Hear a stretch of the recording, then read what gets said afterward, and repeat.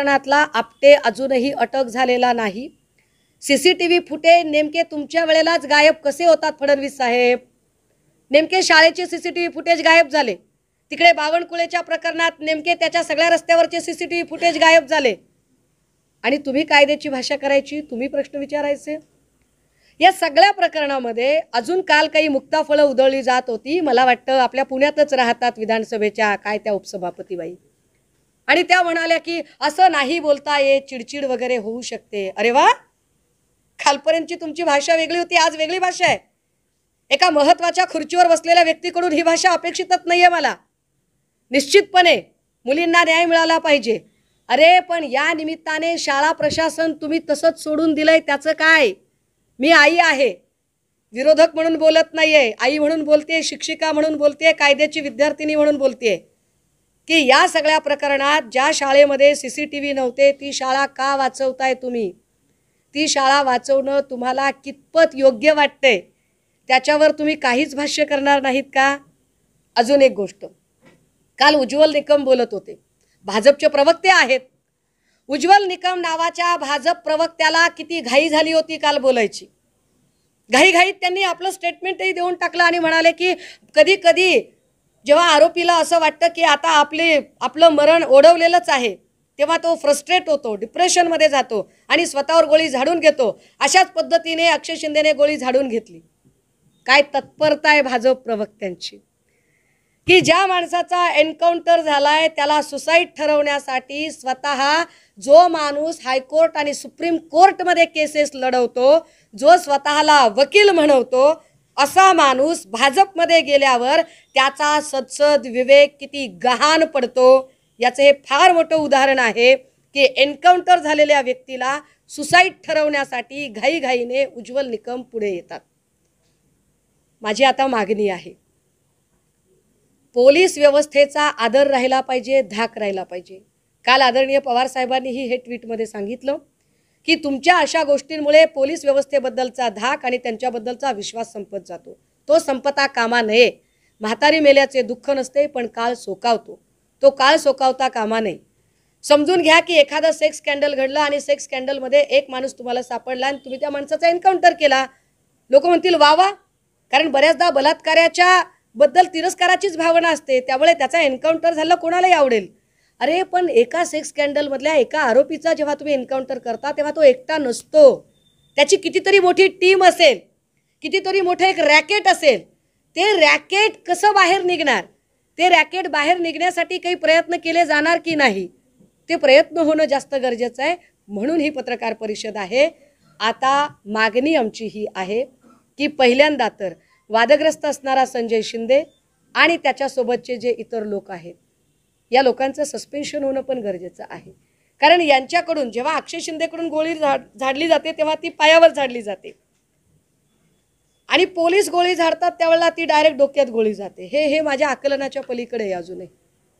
दुसरी गोष्ट, या प्रकरणाची उच्चस्तरीय म्हणजे न्यायाधीशांच्या समितीने चौकशी करायला हवी। याला प्रभाव, राज्य सरकारच्या प्रभावापासून या केसला लांब ठेवलं जावं, कारण संजय शिंदे हा ठाण्याच्या हद्दीतच अनेक दिवस त्याने ड्युटी केलेली आहे आणि ठाण्यातून जे सत्ता केंद्र चालतं त्यावर आमचा अजिबात विश्वास नाही। त्यामुळे या सगळ्या संबंधाने आम्ही आमच्या मागण्या स्पष्टपणे ठेवलेल्या आहेत। या संदर्भात असं जर एखादं एन्काउंटर झालं तर विदिन 24 आवर याची सगळी माहिती ह्युमन कमिशनला सुद्धा गेली पाहिजे। ती ह्युमन कमिशनला माहिती गेली आहे का यावर सुद्धा चर्चा व्हायला हवी। या सगळ्या संदर्भात अजून आपटेची अटक का नाही आणि शाळा प्रशासनाचं काय करणार आहात यावर आम्ही रीतसर कोर्टामध्ये प्रश्न विचारणार आहोत आणि कोर्टामध्ये आम्ही आमची भूमिका अगदी कागदोपत्री मांडणार आहोत। थँक्यू। म्हणायचंय की नैसर्गिक न्याय म्हणजे काय, कारण नरेश मस्केचं हे स्टेटमेंट इतकं गंभीर आहे की नैसर्गिक न्याय झाला म्हणजे काय, म्हणजे उद्या कुणीही कुणाला एन्काउंटर करेल। उद्या जर असं मला वाटलं की नाही विष्णू सानप माझ्या दृष्टीने गुन्हेगार आहे, घातली गोळी, संपला विषय। हा नैसर्गिक न्याय नाही होऊ शकत। एखादी गोष्ट ठरण्यासाठी त्याला चीप आहे, त्याला क्रॉस आहे, त्याला आर्ग्युमेंट आहे, त्याला जजमेंट आहे, त्याला इव्हिडन्स आहे, त्याला अनेक गोष्टी आहेत. ती सगळी प्रोसेस जर तुम्ही बायपास करणार असाल तर मग पोलीस स्टेशन कशाला अस्तित्वात आहे, मग न्यायालय कशाला अस्तित्वात ठेवता? मग फक्त असे 10-5 एन्काउंटर स्पेशालिस्ट फक्त नेमा ना तुम्ही, बाकीच्या गोष्टीच करू नका. मी पुन्हा पुन्हा सांगते की अक्षय शिंदे हा समाज सुधारक नाही, त्याला फाशीच व्हायला पाहिजे. पण ती फाशी होताना लोकांच्या मनात कायद्याबद्दलचा धाक आणि आदर सुद्धा शाबूत राहिला पाहिजे, जो अशा प्रकरणाने राहत नाही. आणि ही गंभीर समस्या आहे. त्यामुळे या प्रकरणातून वाचवायचे कोणाला? असंही असू शकतं. काल एक पोस्टर फिरलं, लगेचच 10-5 मिनिटात एक पोस्टर फिरलं. काय पोस्टर होतं? की न्याय असाच हवा, एक पोलिसांची टोपी आणि खाली धर्मवीर 2. एका चित्रपटाच्या लॉन्चिंगसाठी हे केलं का तुम्ही? नेमकं केलं कशासाठी? एक लॉन्चिंग करायचे म्हणून, की बदलापूर प्रकरणात तुमची आबरू सगळ्या अख्ख्या राज्याच्या वेशीवर टांगली गेली आहे. ती बूंद से गई सो हौद से नहीं आती, तो प्रयत्न करण्यासाठी तुम्ही केलं. राज्यात जर ॲव्हरेज जर बघितला तर दिवसाला 4 ते 5 घटना आज घडत आहेत. आणि तुमचा नैसर्गिक न्याय म्हटलं तर तुम्हाला किती एन्काउंटर करावे लागतील याचा हे मॅडम असं सांगा, तुम्ही आता काही नावं तुम्ही स्पष्टपणे घेतली, काही नावं अप्रत्यक्षपणे घेतली. हा फेक एन्काउंटर आहे, ठरवून केलेला आहे असं जर म्हटलं तर त्याच्या पाठीमागं कोण कोण असेल आणि काय काय घडलं असेल असं सांगू शकता? म्हणजे काय तुम्हाला नक्की? दादा, शंका व्यक्त करणे, आरोप करणे असलं काहीच बोलत नाहीये मी थेट आरपार सांगते की हा प्री प्लान फेक एन्काउंटरचं एक स्क्रिप्टेड स्टोरी आहे, हे मी थेट सांगायचा प्रयत्न करते. जर हे सगळं मीच शोधायचं असेल तर गृहमंत्री मी व्हावं लागेल. नाही, मग देवेंद्रजींनी काय करायचं? आमचं काम आहे प्रश्न उपस्थित करणं, आम्ही प्रश्न उपस्थित केला आहे. मी वारंवार म्हणते, मी राजकीय विरोधक म्हणून बोलत नाहीये. माझा आई म्हणून कन्सर्न आहे, माझा कायद्याची विद्यार्थिनी म्हणून कायद्याबद्दल असणाऱ्या आस्था जी आहे ती आस्था म्हणून कन्सर्न आहे. मी अनेक रिटायर्ड पोलीस ऑफिसर्सशी बोलले की शक्य आहे का हो असं एखादं तुम्हाला जी पिस्टल असते ती पिस्टल लोड करून ठेवतात का?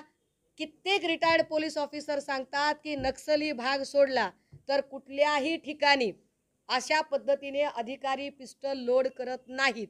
आणि जरी लोड केली समजा काही इमर्जन्सीमध्ये, तरी चेंबर लोड केल्यापासून ते ट्रिगर ओढेपर्यंत मधल्या पॅचमध्ये एक लॉक आहे, जो लॉक सर्वसामान्य व्यक्तीला काढताच येत नाही.